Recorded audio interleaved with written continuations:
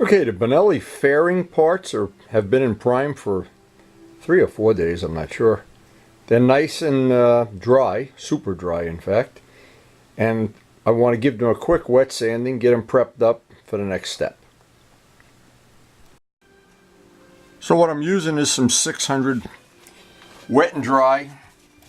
I got my bucket of water here, and what I want to do is basically just by hand go over the whole part.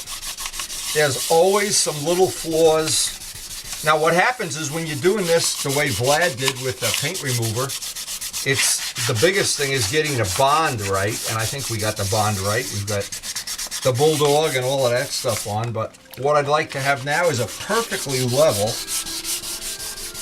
and no flaws in this if possible. Even if I have to re-prime it, I don't care, and re-sand it. Because this candy green that the Benelli is famous for, it goes on in 2 parts, and that base coat is like a mirror. So I really don't want to compromise. And there's so much work goes into doing a candy finish like that. The most important thing here is the edges, the corners. And it'll be a couple hours of sanding. I don't even care because it's going to show in the final product. And we have 4 of these fairings to do. The objective is to get 2 done right now, so Vlad can put the bike together and go ride with his group of friends. And then I'll take my time and in between other projects when time is available. And usually in the summer, no time is available. We have the baby here the whole summer, every day. And I try to get rides in and of course do maintenance on bikes. So we're limited in the summer. So the idea is I'm putting the push on because I want to get these 2 parts out the door along with the Bimota seat. But just getting these ready will be a big, giant step in the right direction. And seeing how many of the little flaws that were in here we can get out.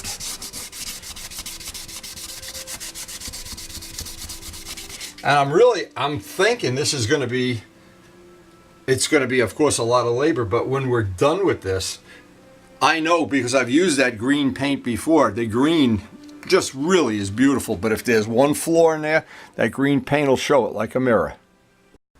Now there are always parts like this. There's always the big flat areas. When I'm all done with the hand sanding, I want to take some 600 and I want to block sand. This is a soft block, but I want to spend some time because, again, any little wrinkle, any little flaw in this, at this point in time, once that green is on there, this part is a mirror. And it's going to be, at that point in time, impossible to get rid of any of these little flaws, scratches, any little thing that comes up in the paint. So here's the other trick, and it's something I learned from John Pothier. Having a rubber glove on, you can feel that scratch. The rubber glove somehow doesn't let that scratch get by you. And if I do a lot of it, there's a piece right there that I normally wouldn't see. And it's really important to get around the corners, the edges. Now in the old days, and I've not done this in a long time, this is old school stuff.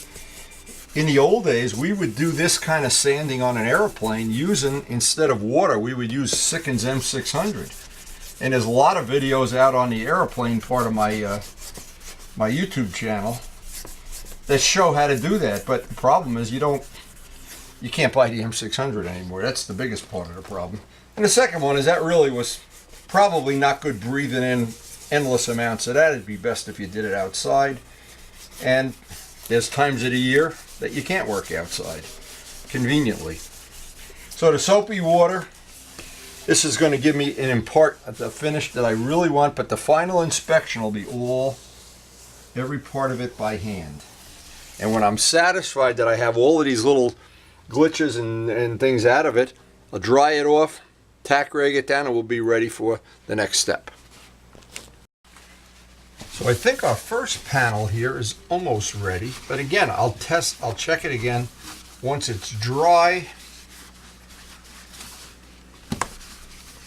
And there were quite a few little spots that I know scratches, because what when Vlad took the paint off, I'm sure he used some kind of a spatula or his nose or something. Who the hell knows? To get the paint off of these parts. And just ask Vlad, don't ask me. It was another labor of love. I think Benelli, the middle name of Benelli is labor of love. But anyway, we will get these parts as nice as we possibly can make them. And I'm sure when Vlad's going out on the street with his friends, he'll be the only Benelli out there. You don't see a lot of these bikes around. But when they are some sexy looking bikes, and the paint on this I hope will be really top notch. Now the last step on this is going to be, it's the last thing I'm going to be able to do on these parts today. The whole trick with everything is not to be in a rush. When I have found in my experience, 50 plus years of painting, maybe it's more than 50 now. Maybe it's like 55 or something. I don't really know. I've been painting stuff my whole life, and I do love painting. Anyway, the prep soil gets the last of the fingerprints off, and then we're just going to hang this up until we get a session where we can paint. And it'll be from this point on, we really want to baby these parts. I don't want anything that's like a flaw or anything in there. We'll wipe them as close as, keep the prints off them. That candy apple green is such a nice color. I always think there's an advantage to having the primer dry an extra day or two. We're ready, actually, as soon as we get a painting day, enough time to do that. That's another part of the project. We have Mark's seat, Mark's other fairing. Small part to paint in the back. I'm trying to evaluate. We probably have another good week and a half of work here. And it looks like I'll have enough time to do the second part exactly the same as I did the first one. And I think by the end of this session, and I try to get something done in every session that I can put in the bank, because once I get a day where it's going to be appropriate for painting, I'll have a lot of stuff ready to go, ready to paint. And keep in mind the other two parts, that the way we've tried to lay this out, we're going to try to do these two. These two are pretty much ready.